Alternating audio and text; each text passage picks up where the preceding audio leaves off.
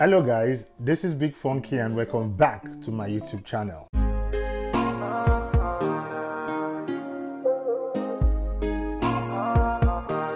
Chill with Big Funky.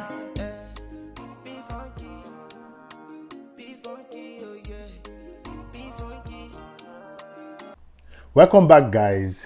Today I'll be talking about 5 experiences I had when moving into Germany. My first experience was with the police officers. When I was moving from Ukraine into Germany, I used the train basically from Budapest to Germany. So we got to the city of Passau and we had to stop for a couple of minutes. And the next thing I saw was a couple of officers in the train asking people, foreigners, to come down from the foreigners without the Ukraine passport should come down from the train. So we all stood up because I'm holding a Nigerian passport. So we all stood up and we came down from the train. So came down from the train and we saw more police officers, and I was a little bit curious to understand what the reason was why we asked to come down.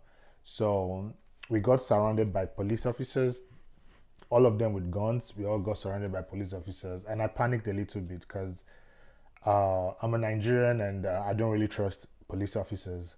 So there was a police officer behind me, and I walked up to him and I asked the question, "Please, do you speak English?" He said yes. I said, "Can you kindly direct me to the officer in charge of you guys?"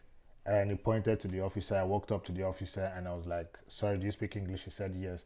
And I asked, "Is there a problem?" He said no. He said, "Why are we surrounded by officers?" And he explained the reason that all foreign nationals without Ukraine passport are asked to register, so that they can know the amount of foreigners coming into Germany from Ukraine. And I said, okay.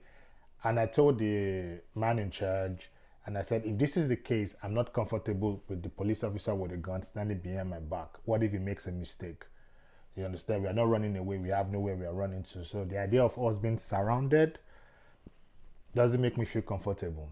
He said, okay, that he understands. And he told the officer to stay away from my back. And we all waited, and they came with a bus, a mini bus, a couple of buses, and we were taken to the office where we got registered.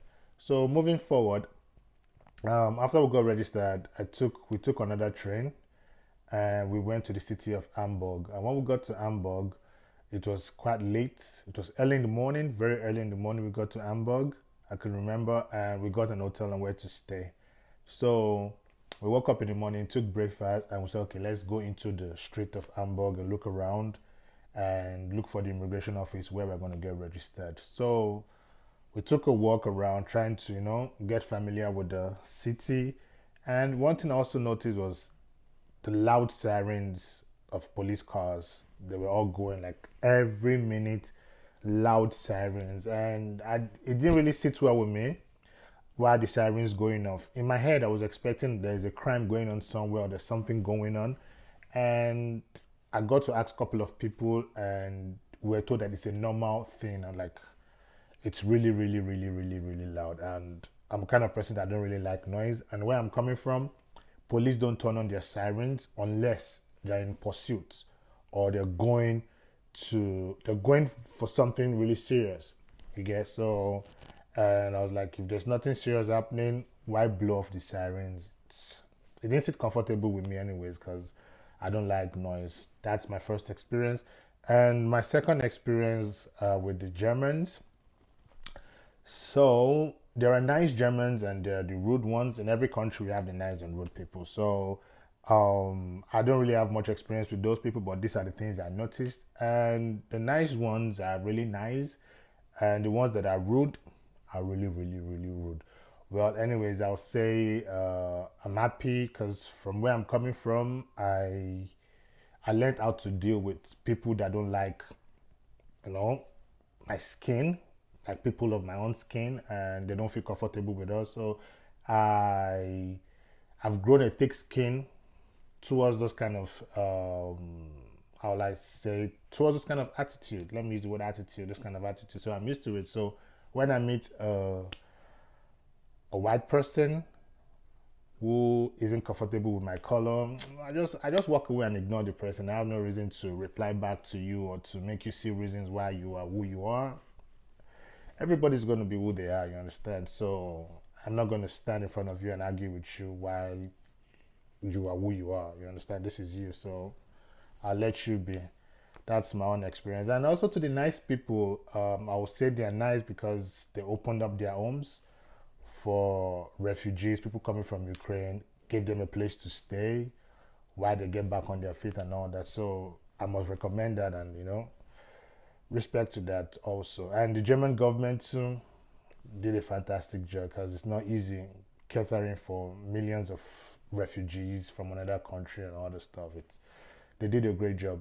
I must respect them for that. So my third experience, wow, third experience was with the hospital when I go into Germany. With the change of environment, change of weather, water, and all the stuffs like that. So I got sick, and I'm one that don't really get to call the ambulance because where I was coming from, we don't really get to call the ambulance. We just call a taxi. If you're strong enough, you call a taxi, then you go to a private hospital. Most people use the private hospital in Ukraine where I come from. Like, I'm one of those people that go to private hospitals. So you just go to private hospitals, you wait on a chair. There's always a doctor that's always going to come check you. You pay for your consultant fee. The doctor is going to come check on you, prescribe drugs for you. If you have to be admitted, they'll let you know you have to be admitted. Do the necessary things for you. But in Germany, it's all the way around. So I went to the hospital, and the first thing the doctor told me was, did I come in an ambulance? I said no, but I'm not really feeling well. I need to see a doctor. I need to be checked, like do a blood test and all the stuff like that. He told me, like, in hospitals, they only accept people that come in ambulances. I'm like, okay, so what do I do next? And he said I need to go to an house doctor. He gave me an address on the same street. So I walked to the house doctor, and I had to sit down for long. And when it got to my turn, I was told to come back in 2 months if I want to see the doctor. And I was really, at first, I was quiet and I left. And I said to myself, you're not doing good. You can't buy drugs in the pharmacy without doctor's prescription. And I got mad. I really, really got mad. I walked back into the hospital and I yelled at the top of my voice, and I was like, what is going on? I said, I'm sick. I need to see the doctor. You're telling me to come back in 2 months' time. What if I don't survive in the next 2 months? What's going to happen? I can't get drugs in the pharmacy. You're telling me to come back because the doctor's appointment is booked. Really, it's wrong. I really need to see a doctor. So I was saying this at the top of my voice, and a doctor came out, and I asked, do you speak English? He said yes, and I explained everything to the doctor. The doctor said, he's sorry, I should sit down, he's going to attend to me in a couple of minutes. And I said, okay. Then I waited for like 30 minutes. The doctor came to me, took me into his office, and he did the necessary things. He took my blood pressure, he took my blood, he did necessary things that had to be done for me. And he asked me to come back the next day. I came back the next day, said everything was okay. Then he prescribed drugs for me to take. And in my head, I was like, this didn't have to take 2 months for me to, get this treatment. You understand? Why do I have to wait for that? So I started talking to people, I started asking people, and they all said it's the same thing. To see a dentist, some people said they have to book. If you book today, the dentist can tell you to come back next year. Like, it's crazy. And I wonder, like, people, I don't know what to say, but to me, it's crazy. And I think that's one thing I think needs to be changed, okay, in Germany. All right. I don't know about other cities, but where I am, that's how it is. I don't know about other cities. If you're in Germany and this is happening in your own city, you can leave a comment below and let me know. Well, this is what I think the Germans need to really, really change, to attend to people quickly as soon as they can, all right, rather than, pushing them forward and forward. And I don't know, it's crazy to me. Also, my fourth experience I had was Germany don't work on Sundays. I didn't know that. So on Sunday, I woke up and I wanted to go get what to eat, and I came out to the street and everywhere was closed. I was shocked. Like, is anything going on? Is there an holiday? Today is Sunday. Why is no place working. So I went back because we were staying in a camp at that point in time. I went back to the camp. I met with the social worker, and I asked the social worker like, "Why are things not working on Sunday?" She said, "Oh, this is what it is in Germany. Like on Sundays, shops are not open. Things don't work in Germany on Sundays." And I was like, "Really?" And I said, "Yeah. So like, if you want to do anything on Sunday, you have to prepare yourself like Saturday for Sunday because Saturday is the last day you have to buy things in the supermarket." And I was like, wow. So I had a friend that had a car.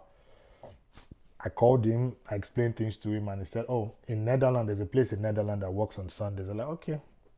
We got into the car, we drove to Netherlands, and we were able to buy what we wanted from the supermarket in Netherlands, and we came back into Germany. That was one very, all I say, crazy experience I had. Like, I was shocked, like, things don't work on Sundays, because where I'm from, or where I was coming from, Ukraine works 24/7, 7 days a week, 24 hours a day, 365 days a year. Ukraine works. Everything is working in Ukraine, like back to back. Pharmacies. You could order a pizza in the middle of the night if you're so hungry in Ukraine. So I was shocked to see that nothing happens in Germany on Sunday, and that's quite crazy. And my fifth experience I had in Germany was I understand that Germany is not really sociable. It's not really a sociable country. Even with the blacks in Germany, I don't think they are sociable because as a black person, we have this nod. This is where you see a fellow black person, like you nod your head and you're like, thumbs up. It could be a peace sign, it could be anything, but there's how we greet each other. And I throw up these signs, and they see you and ignore you. And if I walk up close with someone and I just say, okay, good afternoon, good morning, or hello, kind of stuff. Like we always greet each other, and there's no response. I was shocked and like, okay, this is how it works. So I found out an African store, and it was a Ghana man that owns the store. So I learned all these complaints on him, and he said, "This is Germany. Welcome to Germany. Germany is a serious country. It's a working country. All what people think about is work, work, work." I'm like, yeah, I understand. Everybody has to work, but come on, work does not stop you from being sociable with people. Okay, it's a way of life. It's communication. It's I don't know. For me, I just love communicating with people. It's a way of me, distracting myself from the stress of the day. Like, hello, a smile, could change a lot of things. So I think, on that aspect, Germany needs to do better. So that's it for today's video, and these are my 5 experiences. If you have anything to say, you can leave a comment, and please don't forget to subscribe and turn on your notification button for my next video. So you do have a great day and take care of yourself. I remain Funky BM. Please do subscribe. Thank you very much.